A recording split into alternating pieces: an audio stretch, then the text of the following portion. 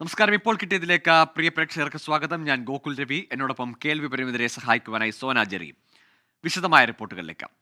KIIFB masala bond കേസിൽ തെരഞ്ഞെടുപ്പ് സമയത്ത് മുൻ ധനമന്ത്രി ഡോക്ടർ ടി.എം. തോമസ് ഐസക്കിനെ ചോദ്യം ചെയ്യേണ്ടതില്ലെന്ന് ഹൈക്കോടതി. രേഖകൾ പരിശോധിച്ചതിൽ നിന്ന് ചില ഇടപാടുകളിൽ വിശദീകരണം ആവശ്യമാണെന്നും ഹൈക്കോടതി വ്യക്തമാക്കി. തോമസ് ഐസക്കിന്റെയും കിഫ്ബിയുടെയും ഹർജികൾ വിശദവാദത്തിനായി മെയ് 22 മാറ്റി. എസ് ശ്രീകാന്ത് ചേരുന്നുണ്ട് വിശദാംശങ്ങളുമായി കൊച്ചിയിൽ നിന്ന്. ശ്രീകാന്ത്, ഏതായാലും ഈ തെരഞ്ഞെടുപ്പ് കാലം കഴിയുന്നത് വരെ തോമസ് ഐസക്കിന് ഈ തീരുമാനം വലിയ ആശ്വാസമല്ലേ? അത് രണ്ട് രീതിയിലാണ് കാണേണ്ടത് ഗോകുൽ. അതായത് ഈ കേസുമായി ബന്ധപ്പെട്ട് ഇന്ന് വാദം നടന്നപ്പോൾ സീൽഡ് കവറിൽ ഇഡി ചില രേഖകൾ, തെളിവുകൾ തോമസ് ഐസക്കിനെതിരെ ഹൈക്കോടതിയിൽ സമർപ്പിച്ചിരുന്നു. ആ രേഖകൾ പരിശോധിച്ച ശേഷം ഹൈക്കോടതി നടത്തിയ ഒരു പരാമർശം അതൊരൽപ്പം ഗൗരവതരമാണ്. ഒപ്പം തോമസ് ഐസക്കിനെ സംബന്ധിച്ചിടത്തോളം തെരഞ്ഞെടുപ്പിന് ശേഷം ഇഡി ഓഫീസിലേക്ക് അദ്ദേഹം എത്തേണ്ടി വരും എന്ന് സൂചന നൽകുന്നതുമാണ്. അതിൽ പറയുന്നത് ഇങ്ങനെയാണ്: ഈ തോമസ് ഐസക്കുമായി ബന്ധപ്പെട്ട് ഇഡി സമർപ്പിച്ച രേഖകൾ പരിശോധിച്ചതിൽ നിന്നും ചില ഇടപാടുകളിൽ വിശദീകരണം ആവശ്യമുണ്ട് എന്ന് കോടതി തന്നെ പറയുന്നു. പ്രഥമ ദൃഷ്ട്യാ ഇക്കാര്യത്തിൽ തോമസ് ഐസക്കിൽ നിന്നും വിശദീകരണം തേടേണ്ടതുണ്ട് എന്നാണ് കോടതി ചൂണ്ടിക്കാണിച്ചത്. അതായത് അദ്ദേഹത്തെ ചോദ്യം ചെയ്യേണ്ടതുണ്ട് എന്ന് കോടതി തന്നെ വ്യക്തമാക്കുന്നു. അതേസമയം ഇപ്പോൾ തെരഞ്ഞെടുപ്പായതിനാൽ തന്നെ അദ്ദേഹത്തെ തൽക്കാലം ശല്യം ചെയ്യരുത് എന്ന് കോടതി ചൂണ്ടിക്കാണിക്കുന്നു. ഒപ്പം അദ്ദേഹത്തിന്റെ സ്ഥാനാർത്ഥിത്വം കൂടി കോടതി ചൂണ്ടിക്കാണിക്കുകയും ചെയ്യുന്നുണ്ട്. തെരഞ്ഞെടുപ്പ് കഴിഞ്ഞ ശേഷം സ്വാഭാവികമായും ഇഡിയുടെ ഭാഗത്തു നിന്നും തോമസ് ഐസക്കിനെതിരെ നടപടി ഉണ്ടായേക്കാം, വീണ്ടും നോട്ടീസ് കൊടുത്തേക്കാം. കാരണം കോടതി തന്നെ രേഖകൾ പരിശോധിച്ചപ്പോൾ പറയുന്നത് ഈ രേഖകളിൽ നിന്നും പ്രഥമ ദൃഷ്ട്യാ വിശദീകരണം തേടേണ്ടതായ ചില കാര്യങ്ങളുണ്ട് എന്ന് ബോധ്യപ്പെടുന്നു എന്നുള്ളതാണ്. അഡ്വക്കേറ്റ് ജയശങ്കർ വി നായർ ഇഡിക്ക് വേണ്ടി ഇന്ന് കോടതിയിൽ ഹാജരായി. എന്തായാലും തെരഞ്ഞെടുപ്പിന് ശേഷം അറിയാം കിഫ്ബി കേസിൽ ഇഡി ഇനി എന്താണ് ചെയ്യാൻ പോകുന്നതെന്ന്. ശരി, ശ്രീകാന്താണ് വിവരങ്ങൾ നൽകിയത്. ഏതായാലും തെരഞ്ഞെടുപ്പ് കഴിയുന്നത് വരെ തോമസ് ഐസക്കിനെ ഇഡി ഇനി വിളിപ്പിക്കുകയോ ചോദ്യം ചെയ്യുകയോ ചെയ്യില്ല. പക്ഷേ അതിനുശേഷം ചില കാര്യങ്ങളിൽ പൊരുത്തക്കേടുണ്ടെന്ന് കോടതി പറയുമ്പോൾ വിശദമായ ചോദ്യം ചെയ്യൽ അല്ലെങ്കിൽ വിവരശേഖരണം ഇഡി ഓഫീസിലേക്ക് വിളിച്ചു വരുത്താനുള്ള സാഹചര്യം കൂടി നിലനിൽക്കുന്നു. ഡൽഹി മദ്യനയ കേസിൽ ഇഡിയുടെ അറസ്റ്റിനെ ചോദ്യം ചെയ്തുള്ള ഹർജിയിൽ മുഖ്യമന്ത്രി അരവിന്ദ് കെജ്രിവാളിന് വൻ തിരിച്ചടി. കെജ്രിവാൾ സമർപ്പിച്ച ഹർജി ഡൽഹി ഹൈക്കോടതി തള്ളി. അറസ്റ്റ് നിയമവിധേയമെന്നും കെജ്രിവാളിന്റെ പരാതിയിൽ അടിസ്ഥാനമില്ലെന്നും ഹൈക്കോടതി വ്യക്തമാക്കി. കെജ്രിവാൾ ഗൂഢാലോചന നടത്തിയതിന് ഇഡിയുടെ പക്കൽ തെളിവുണ്ട്. ഗോവ തെരഞ്ഞെടുപ്പിൽ ഹവാല ഇടപാട് നടന്നെന്ന് സംശയിക്കുന്നതിന് തെളിവുണ്ടെന്നും ഡൽഹി ഹൈക്കോടതി വ്യക്തമാക്കി. ബൽറാം നെടുങ്ങാടി ചേരുന്നുണ്ട് വിശദാംശങ്ങളുമായി ഡൽഹിയിൽ നിന്ന്. ബൽറാം, ഇതുമായി ബന്ധപ്പെട്ട് സഞ്ജയ് സിംഗിന്റെ അടക്കം കേസുകളിൽ തെളിവ് എവിടെയെന്ന് ഉന്നത കോടതികൾ, സുപ്രീം കോടതി ഉൾപ്പെടെ ചോദിച്ചതാണ്. പക്ഷേ ഇന്ന് ഹൈക്കോടതിയിൽ നടന്ന വാദങ്ങൾ അല്ലെങ്കിൽ കഴിഞ്ഞ ദിവസങ്ങളിൽ പൂർത്തിയായ വാദങ്ങളിൽ കോടതിയുടെ നിലപാടെന്താണ്?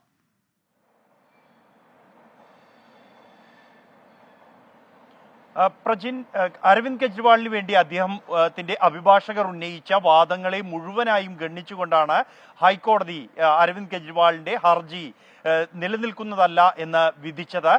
ഒപ്പം തന്നെ അദ്ദേഹത്തിന്റെ അറസ്റ്റും വിചാരണ കോടതിയുടെ റിമാൻഡും ഡൽഹി ഹൈക്കോടതി ശരിവച്ചിരിക്കുകയാണ്. കെജ്രിവാളിന്റേത് ഒരു ജാമ്യാപേക്ഷയല്ല എന്നും എൻഫോഴ്സ്മെന്റ് ഡയറക്ടറേറ്റിന്റെ അറസ്റ്റിനെ ചോദ്യം ചെയ്തുള്ള ഒരു ഹർജിയാണ് എന്നുമുള്ള ആമുഖത്തോടെയാണ് ജസ്റ്റിസ് സ്വർണകാന്ത് ശർമ്മ ഈ വിധി പ്രസ്താവിച്ചത്.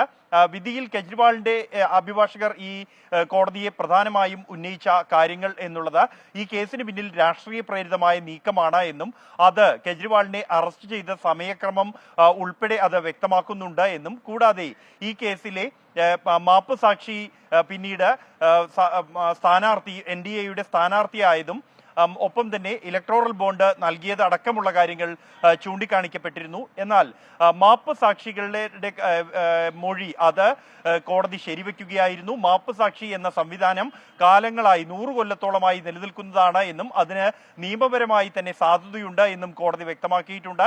അതുകൊണ്ട് തന്നെ അവരുടെ മൊഴി വിശ്വാസത്തിലെടുക്കാം. കൂടാതെ ആ മൊഴിയുടെ വിശദാംശങ്ങൾ ലഭിച്ചില്ല എന്ന ആരോപണത്തിൽ അത് യഥാസമയം വിചാരണ കോടതിയിൽ കേസ് നടക്കുന്ന ഘട്ടത്തിൽ ലഭിക്കുമെന്ന് ഹൈക്കോടതി വ്യക്തമാക്കിയിരിക്കുകയാണ്. കൂടാതെ ഈ കോടതിക്ക് മുന്നിൽ രാഷ്ട്രീയമില്ല എന്നും മുന്നിൽ വരുന്ന മറ്റ് തെളിവുകൾ മാത്രമാണ് അടിസ്ഥാനമാക്കുക എന്നുമാണ് കോടതി വ്യക്തമാക്കിയിരിക്കുന്നത്. ഇത് രാഷ്ട്രീയ പ്രേരിതമാണെന്ന ആരോപണം കോടതി തള്ളിയിരിക്കുകയാണ്. അക്കാര്യങ്ങൾ കോടതിക്ക് പരിശോധിക്കേണ്ടതില്ല എന്നും രാഷ്ട്രീയ ധാർമ്മികതയല്ല മറിച്ച് ഭരണഘടനാപരമായ ധാർമ്മികത മാത്രമാണ് കോടതി പരിശോധിക്കുക എന്നും ഡൽഹി ഹൈക്കോടതി വ്യക്തമാക്കിയിട്ടുണ്ട്. ശരി ബൽറാം, ഏതായാലും കേജ്രിവാളിന് തിരിച്ചടിയാണ്. അറസ്റ്റ് ചോദ്യം ചെയ്തുള്ള ഹർജിയിൽ രൂക്ഷമായ വിമർശനം നേരിടേണ്ടി വരുന്നു അരവിന്ദ് കെജ്രിവാളിന് ഡൽഹി ഹൈക്കോടതിയിൽ നിന്ന്. ബൽറാം നെടുങ്ങാടിയാണ് വിവരങ്ങൾ പങ്കുവച്ചത്. കാസർഗോഡ് 2 മക്കളെ കൊലപ്പെടുത്തി അമ്മ ആത്മഹത്യ ചെയ്തു. ചീമേനി ചെമ്പ്രക്കാനത്ത് സജനയാണ് മരിച്ചത്. 2 കുട്ടികളെയും കഴുത്തു ഞെരിച്ച് കൊലപ്പെടുത്തിയ ശേഷമായിരുന്നു ആത്മഹത്യ. അരുൺ പാറക്കലുണ്ട് കാസർഗോഡ് നിന്ന്. അരുൺ, ദാരുണമായ സംഭവമാണ്. എന്താണ് ഇത്തരത്തിലൊരു തീരുമാനത്തിലേക്ക്, അല്ലെങ്കിൽ ഇങ്ങനെ ഒരു കൊലപാതകം അതിനുശേഷം ജീവനെടുക്കുന്നതിലൊക്കെ ഈ സ്ത്രീ കൊണ്ടെത്തിച്ചത്?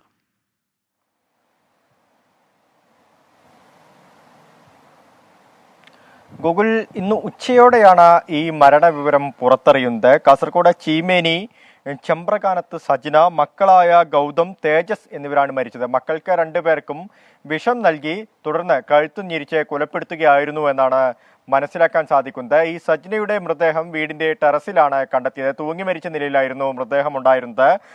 മൂവരുടെയും കുട്ടികളുടെ മൃതദേഹം വീടിന്റെ കിടപ്പുമുറിയിലുമായിരുന്നു കണ്ടെത്തിയത്. മൂവരുടെയും മൃതദേഹം ഇപ്പോൾ പരിയാരം മെഡിക്കൽ കോളേജിലേക്ക് മാറ്റിയിട്ടുണ്ട്. പെരിങ്ങോം വയക്കര പഞ്ചായത്തിലെ UD ക്ലർക്കാണ് സജ്ന. കുടുംബ പ്രശ്നങ്ങളാണോ ഈ മരണത്തിലേക്ക് നയിച്ചത് എന്ന സംശയം പോലീസിന് ഉണ്ട്. എന്തായാലും പോലീസ് സ്വമേധയാ കേസെടുത്ത് അന്വേഷണം ആരംഭിച്ചിട്ടുണ്ട്. സജ്നയുടെ ഭർത്താവ് KSEB ജീവനക്കാരനാണ്. പോലീസ് ഇൻക്വസ്റ്റ് നടപടികളൊക്കെ തന്നെ പൂർത്തിയാക്കി. പരിയാരം മെഡിക്കൽ കോളേജിലാണ് ഇപ്പോൾ മൃതദേഹമുള്ളത്. പോസ്റ്റ്മോർട്ടത്തിന് ശേഷം ബന്ധുക്കൾക്ക് വിട്ടുകൊടുക്കും. ഗൂഗിൾ. ശരി, കാസർഗോഡാണ് 2 മക്കളെയും കൊലപ്പെടുത്തിയ ശേഷം സജന എന്ന യുവതി ആത്മഹത്യ ചെയ്തത്. അരുൺ പാറക്കലാണ് വിവരങ്ങൾ പങ്കുവച്ചത്. തൃശൂർ വേലൂർ വെള്ളാറ്റഞ്ഞൂരിൽ മാതാവ് 3 മക്കളുമായി കിണറ്റിൽ ചാടി. 2 കുട്ടികൾ മരിച്ചു. 1 വയസ്സുകാരിയും മാതാവ് സയനയും രക്ഷപ്പെട്ടു. അശ്വിൻ പാലാഴി ചേരുന്നുണ്ട് വിവരങ്ങളുമായി. അശ്വിൻ, എന്താണ് സംഭവിച്ചത്? ഇപ്പോൾ ഈ രക്ഷപ്പെടുത്തിയ ആളുകളുടെ ആരോഗ്യനില എങ്ങനെ? ഗോകുൽ, 2 കുട്ടികളാണ് മരിച്ചത്. ഇതിൽ അഭിജയ്, ആദിദേവ് എന്ന 8 വയസ്സും 5 വയസ്സുമുള്ള 2 കുട്ടികളാണ് മരിച്ചത്. ഇവരുടെ മൃതദേഹം തൃശൂർ മെഡിക്കൽ കോളേജിൽ സൂക്ഷിച്ചിരിക്കുകയാണ്. ഒപ്പം സയന, ഇളയ കുട്ടി 1.5 വയസ്സുള്ള ആജ്ഞ എന്നീ 2 രണ്ടുപേരുടെയും ആരോഗ്യനില തൃപ്തികരമാണ്. അപകടനില തരണം ചെയ്തു എന്നുള്ളതാണ് ആശുപത്രി അധികൃതർ അറിയിക്കുന്നത്. സാമ്പത്തിക പ്രശ്നങ്ങളെ തുടർന്നുണ്ടായ തർക്കമാണ് ഇങ്ങനെ ഒരു ആത്മഹത്യാ പ്രേരണയിലേക്ക് ഈ സയനയെ തള്ളിവിട്ടതെന്നാണ് പറയുന്നത്. ഈ സാമ്പത്തിക ബാധ്യത തീർക്കാൻ വേണ്ടി വീട് വിൽക്കുന്നതുമായി ബന്ധപ്പെട്ട് ഭർത്താവുമായി തർക്കമുണ്ടായിരുന്നു. അതിനുശേഷമാണ് ഇന്ന് രാവിലെയും തർക്കമുണ്ടായി.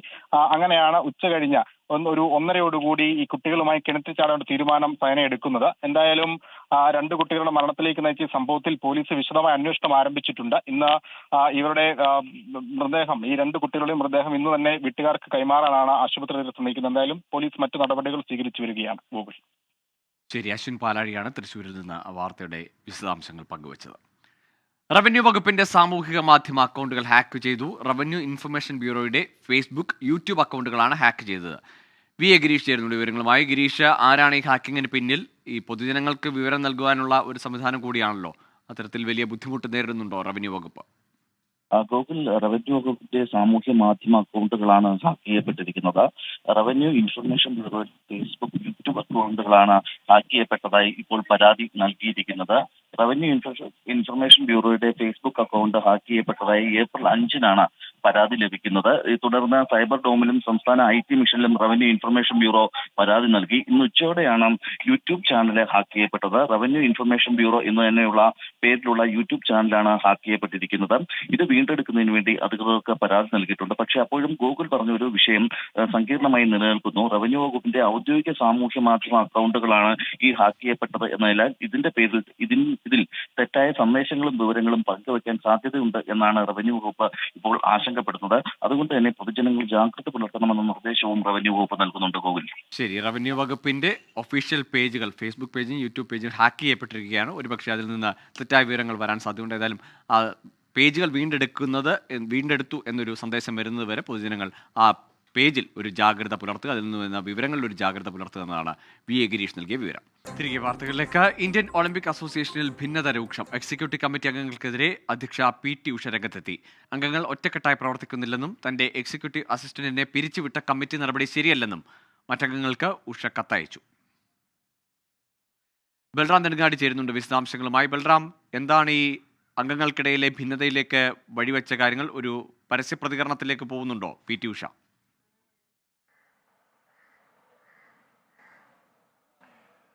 ഗോകുൽ, PT ഉഷ ഇതുവരെയും പരസ്യ പ്രതികരണം നടത്തിയിട്ടില്ല ഈ വിഷയത്തിൽ. പ്രതികരിക്കാനും ഇതുവരെ ഈ വിഷയത്തിൽ തയ്യാറായിട്ടില്ല. എന്നാൽ PT ഉഷയിൽ നിന്നും ഇത്തരത്തിൽ കത്ത് ലഭിച്ചതായി ഇന്ത്യൻ ഒളിമ്പിക് അസോസിയേഷൻ സമിതി അംഗങ്ങൾ ചിലർ സ്ഥിരീകരിക്കുന്നുണ്ട്. ഈ പ്രധാനമായും തന്നെ പാർശ്വവൽക്കരിക്കുന്നു എന്നാണ് PT ഉഷ തന്റെ സഹപ്രവർത്തകർക്ക് അയച്ച കത്തിൽ ചൂണ്ടിക്കാണിക്കുന്നത്. അസോസിയേഷന്റെ എക്സിക്യൂട്ടീവ് കൗൺസിൽ ഒറ്റക്കെട്ടായി പ്രവർത്തിക്കുന്നില്ല എന്നും പല കാര്യങ്ങളിലും ഭിന്നത നിലനിൽക്കുന്നുണ്ട് എന്നുമാണ് PT ഉഷ ഈ കത്തിൽ ചൂണ്ടിക്കാണിക്കുന്നത്. ഒപ്പം തന്നെ കത്ത് അയച്ചിരിക്കുന്ന പശ്ചാത്തലം എന്നുള്ളത് PT ഉഷയുടെ എക്സിക്യൂട്ടീവ് അസിസ്റ്റന്റ് ആയിരുന്ന അജയ് നാരംഗിനെ നീക്കം ചെയ്ത വിഷയത്തിലാണ്. ഇതിനായി അല്ലെങ്കിൽ ഒരു തന്റെ എക്സിക്യൂട്ടീവ് അസിസ്റ്റന്റിനെ നിയമിക്കുന്നതിനോ നീക്കം ചെയ്യുന്നതിനോ സമിതി അംഗങ്ങൾക്ക് അവകാശമില്ല എന്ന് ഈ കത്തിൽ വ്യക്തമാക്കുന്നുണ്ട്.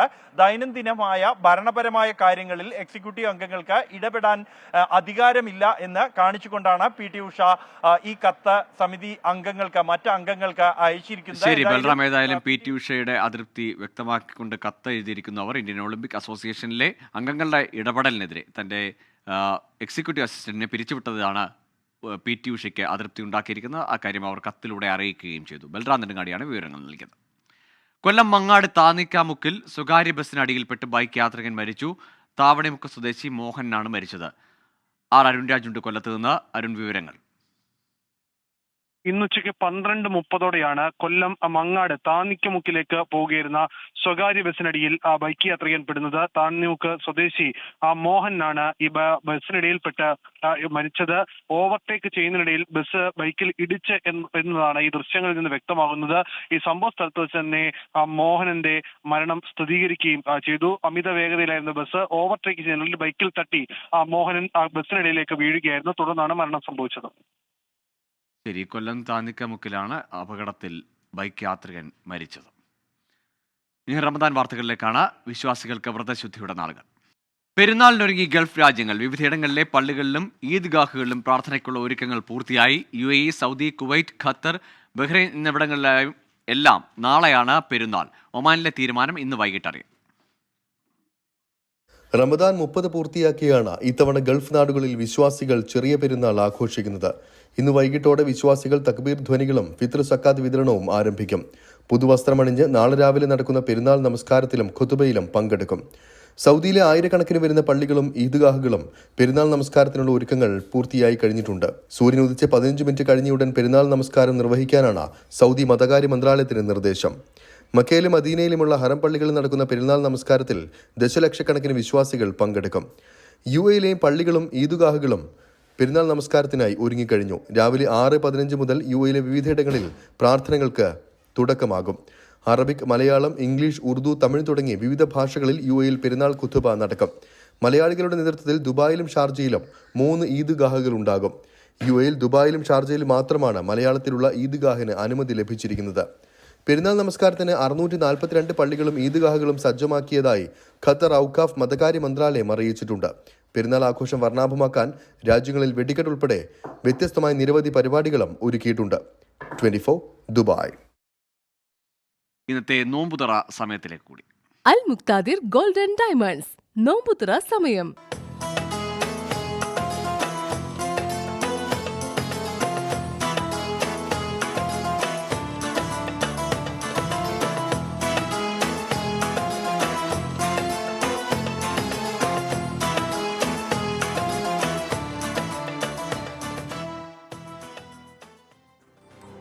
ഈ വാർത്താ ബുള്ളറ്റിൻ പൂർണ്ണമാകുന്നു. ഇനി 100 ന്യൂസിന്റെ സമയം. സ്മിത ഹരിദാസ്. നമസ്കാരം.